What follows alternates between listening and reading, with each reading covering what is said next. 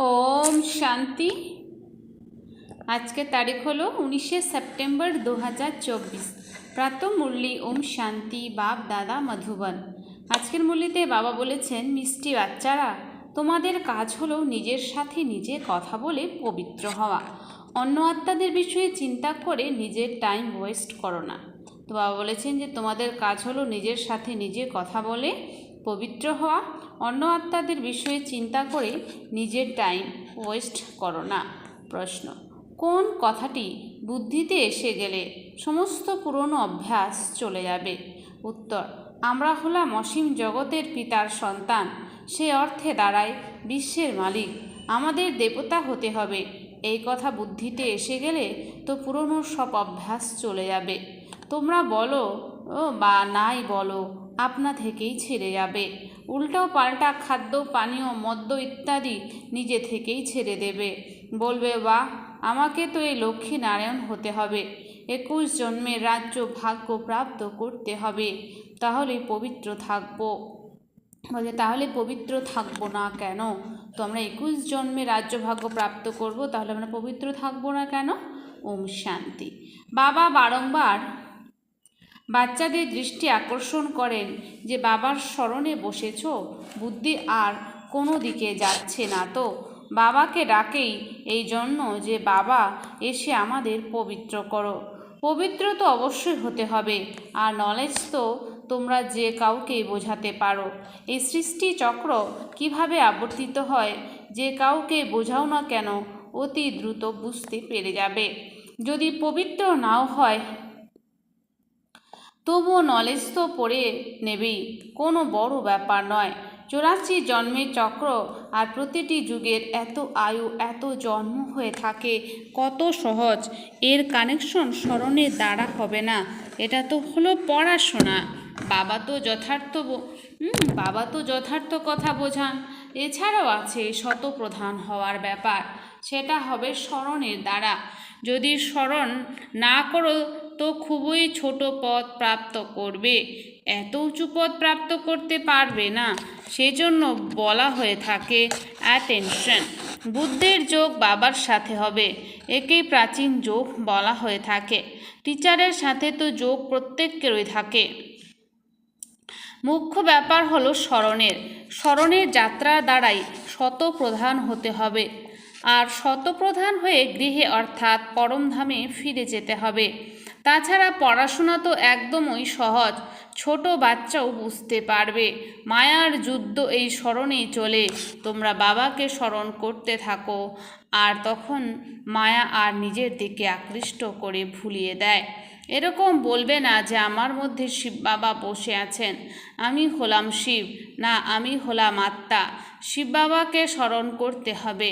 এরকম নয় আমার ভেতরে শিব বাবা প্রবেশ করে রয়েছেন, এরকম হতে পারে না। বাবা বলেন, আমি কারোর মধ্যে যাই না, আমি এই রথের উপর চড়েই তোমাদের অর্থাৎ বাচ্চাদের বুঝিয়ে থাকি। হ্যাঁ, কোনো ডাল বুদ্ধির বাচ্চা থাকলে আর কোনো ভালো জিজ্ঞাসু এসে গেলে তার সার্ভিসের জন্য প্রবেশ করে দৃষ্টি দিতে পারি, সম্পূর্ণভাবে বসতে পারি না। অনেক রূপ ধারণ করে যে কোনো কারোরই কল্যাণ করতে পারা যায়। তাছাড়া এরকম কেউ বলতে পারে না যে আমার মধ্যে শিব বাবার প্রবেশ হয়েছে, আমাকে শিব বাবা এটা বলছে। না, শিব বাবা তো বাচ্চাদেরকে বোঝান। মুখ্য ব্যাপার হলোই পবিত্র হওয়ার, যাতে আবার পবিত্র দুনিয়াতে যাওয়া যেতে পারে। 84 জন্মের চক্র তো খুবই সহজে বোঝানো হয়, চিত্র সামনে লাগিয়ে রাখা থাকে। বাবা ব্যতীত এই জ্ঞান তো কেউ দিতে পারে না। আত্মারই নলেজ প্রাপ্ত হয়, তাকেই জ্ঞানের তৃতীয় নেত্র বলা হয়।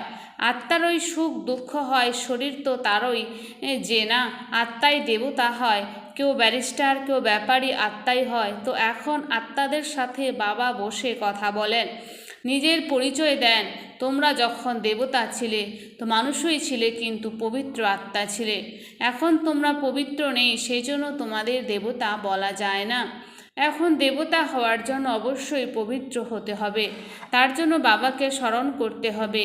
প্রায়ই বলে থাকে যে বাবা, আমার দ্বারা এই ভুল হয়েছে যে আমি দেহ অভিমানে এসে গেছি।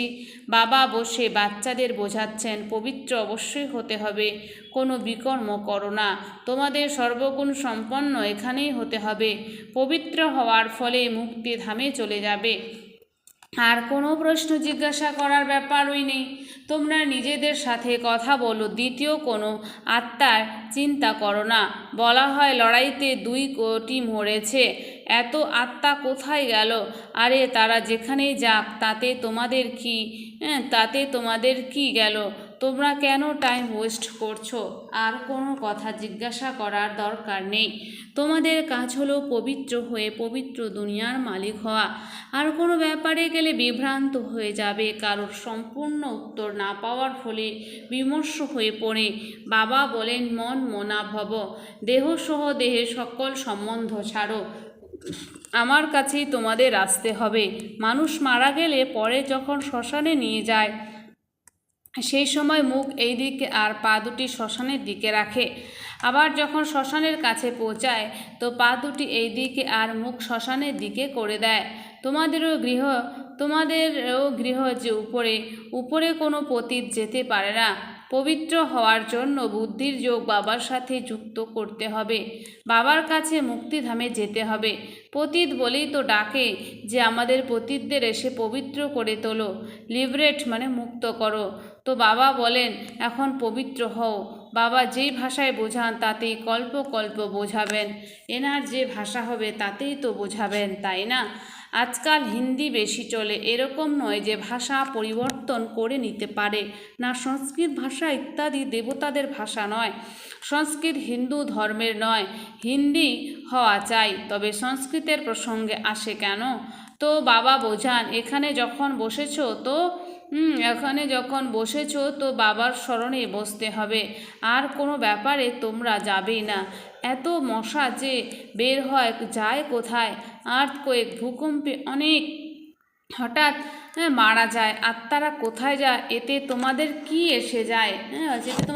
এসে যায়? বাবা তোমাদের শ্রীমত দিয়েছেন যে নিজের উন্নতির জন্য পুরুষার্থ করো, অপরের চিন্তায় থেকো না। এরকম তো অনেক কিছুর চিন্তা এসে যাবে। ব্যাস, তোমরা আমাকে স্মরণ করো, যে কারণে ডেকেছ সেই যুক্তিতে চলো। তোমাদের বাবার থেকে উত্তরাধিকার নিতে হবে, অন্য ব্যাপারে যেতে নেই। সেই জন্য বাবা ক্ষণে ক্ষণে বলেন অ্যাটেনশন। বুদ্ধি কোথাও যাচ্ছে না তো ভগবানের শ্রীমত তো মানা দরকার, তাই না? অন্য কোনো কোথায় লাভ নেই। মুখ্য ব্যাপার হলো পবিত্র হওয়ার, এটা সুনিশ্চিতভাবে স্মরণে রাখো। আমাদের বাবাও হন, টিচারও হন, প্রিসেপ্টারও গুরু হন। এটা অবশ্যই বাবা বলছেন এটা হৃদয়ঙ্গম হওয়া দরকার। বাবাও বটে, তিনি আমাদের পড়ান, যোগ শেখান।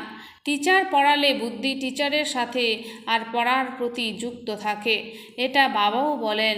তোমরা তো বাবার হয়েই গেছো, বাচ্চা তো হয়, তাই তো এখানে বসে আছো, টিচারের কাছে অধ্যয়ন করছো। যেখানেই থাকো বাবার তো হলেই তবুও পঠন পাঠনে অ্যাটেনশন দিতে হবে।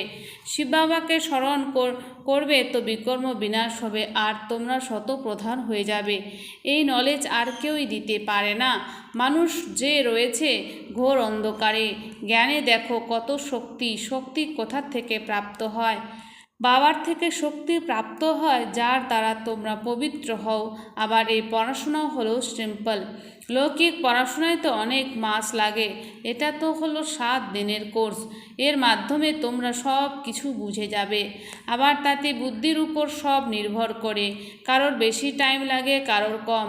কেউ তো 2-3 দিনেই ভালোভাবে বুঝে যায়। প্রধান ব্যাপার হলো বাবাকে স্মরণ করা, পবিত্র হওয়া, সেটাই কষ্টসাধ্য। পবিত্র হয়ে যায়।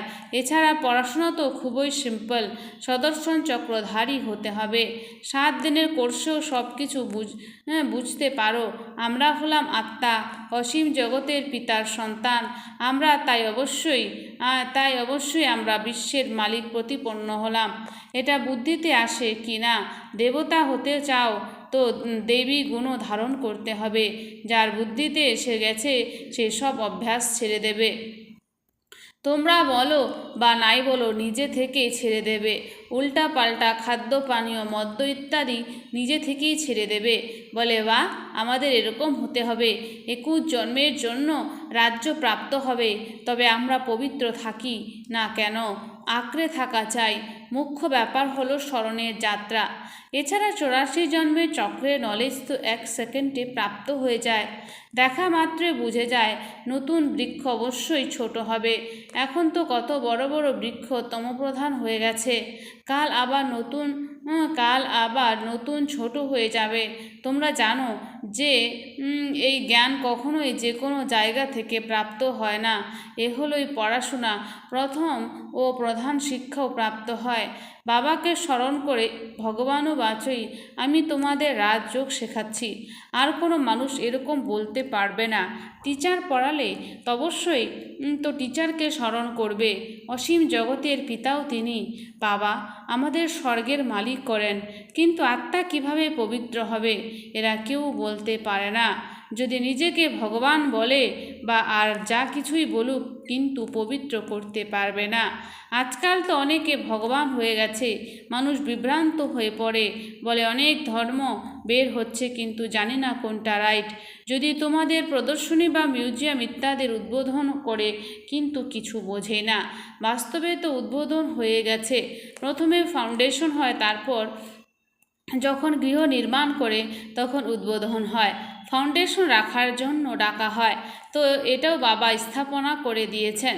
এছাড়া নতুন দুনিয়ার স্থাপনা তো হয়েই যায়, ওতে কারোর উদ্বোধন করার দরকার হয় না। উদ্বোধন তো স্বাভাবিকভাবেই হয়ে যাবে।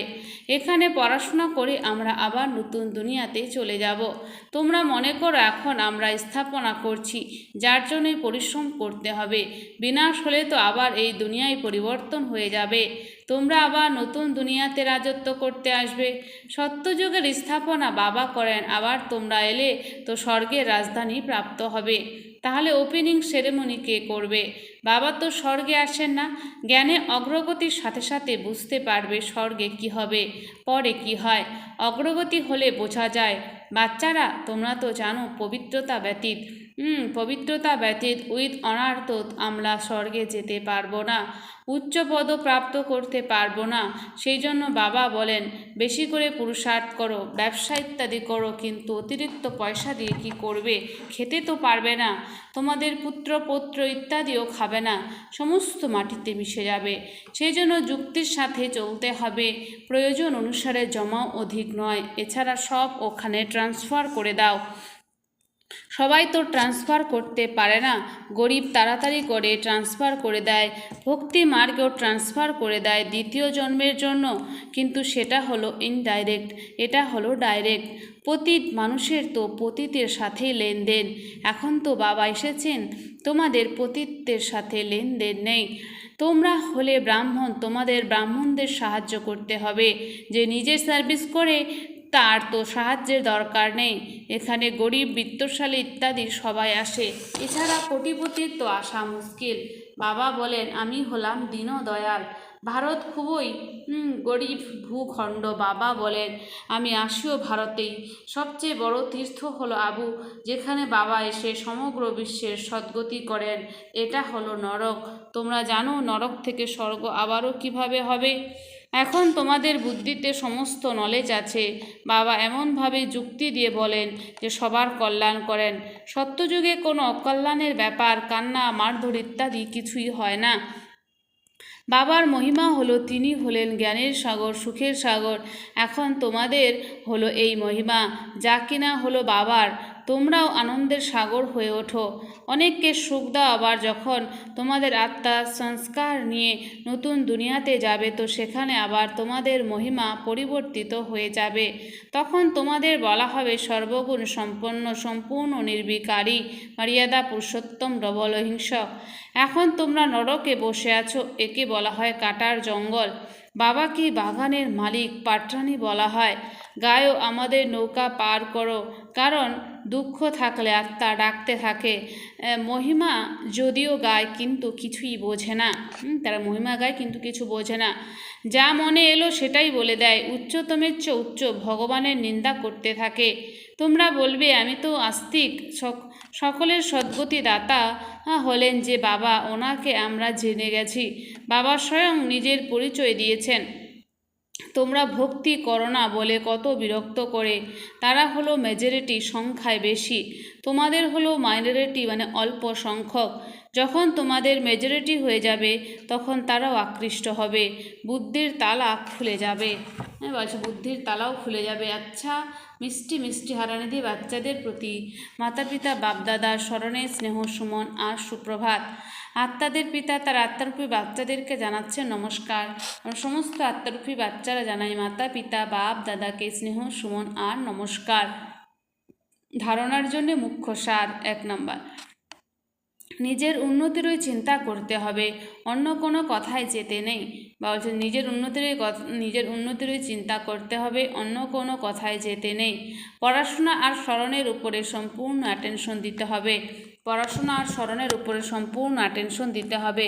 বুদ্ধিকে অস্থির করবে না। 2, এখন বাবা ডাইরেক্ট এসেছেন, সেই জন্য নিজের সব কিছুই যুক্তির সাথে ট্রান্সফার করে দিতে হবে। এখন বাবা ডাইরেক্ট এসেছেন, সেই জন্য নিজের সব কিছুই যুক্তির সাথে ট্রান্সফার করে দিতে হবে। পতিত আত্মাদের সাথে লেনদেন করতে নেই। পতিত আত্মাদের সাথে লেনদেন করতে নেই। উইথ অনার স্বর্গে যাওয়ার জন্য অবশ্যই পবিত্র হতে হবে। উইথ অনার স্বর্গে যাওয়ার জন্য অবশ্যই পবিত্র হতে হবে। বরদান: মন আর বুদ্ধিকে ব্যর্থ থেকে মুক্ত রেখে ব্রাহ্মণ সংস্কার নির্মাণকারী রুলার ভব। মন আর বুদ্ধিকে ব্যর্থ থেকে মুক্ত রেখে ব্রাহ্মণ সংস্কার নির্মাণকারী রুলার ভব। স্পষ্টীকরণ: যে কোনো ছোট ব্যর্থ কথা, ব্যর্থ বাতাবরণ বা ব্যর্থ দৃশ্যের প্রভাব প্রথমে মনের উপর পড়ে, তারপর বুদ্ধি তাকে সহযোগ দেয়। বাবা বলেছেন যে কোনো ছোট ব্যর্থ কথা, ব্যর্থ বাতাবরণ বা ব্যর্থ দৃশ্যের প্রভাব প্রথমে মনের উপর পড়ে, তারপর বুদ্ধি তাকে সহযোগ দেয়। মন আর বুদ্ধি যদি সেই প্রকার চলতে থাকে তাহলে সংস্কার তৈরি হয়ে যায়। আবার ভিন্ন ভিন্ন সংস্কার দেখা যায়, যেটা ব্রাহ্মণ সংস্কার নয়। কোনো ব্যর্থ সংস্কারের বশীভূত হওয়া, নিজের সাথেই যুদ্ধ করা, বারে বারে খুশি হারিয়ে যাওয়া, এটা হলো ক্ষত্রিয় ভাবের সংস্কার। ব্রাহ্মণ অর্থাৎ রুলার ব্যর্থ সংস্কার থেকে মুক্ত থাকবে, পরবশ নয়। ব্রাহ্মণ অর্থাৎ রুলার ব্যর্থ সংস্কার থেকে মুক্ত থাকবে, পরবশ নয়। স্লোগান: মাস্টার সর্বশক্তিমান হলো সে যে দৃঢ় প্রতিজ্ঞার দ্বারা সকল সমস্যাকে সহজেই অতিক্রম করতে পারে। মাস্টার সর্বশক্তিমান হলো সে যে দৃঢ় প্রতিজ্ঞার দ্বারা সকল সমস্যাকে সহজেই অতিক্রম করতে পারে। আচ্ছা, ওম শান্তি। ধন্যবাদ বাবা আজকের এই সুন্দর মিষ্টি মুরলির জন্য।